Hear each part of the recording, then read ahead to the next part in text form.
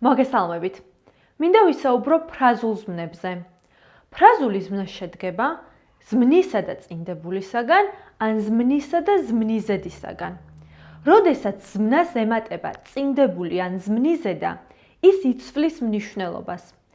განვიხილოთ რამდენიმე ფრაზული ზმნა, რომელიც შედგება up წინდებულისაგან.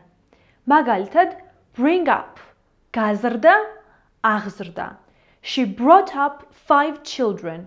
მან 5 ბავშვი გაზარდა. Split up, დაშორება. His parents split up last year. მისი მშობლები შარშან დაშორდნენ ერთმანეთს. Give up, თავის დანებება. შეწყვიტო რაღაცის კეთება, რასაც რეგულარულად აკეთებ. მაგალითად, you should give up smoking. მოწევას თავი უნდა დაანებო. Rip up, დახევა. She took a photograph of him and ripped it up. მან აიღო მისი სურათი და დახია.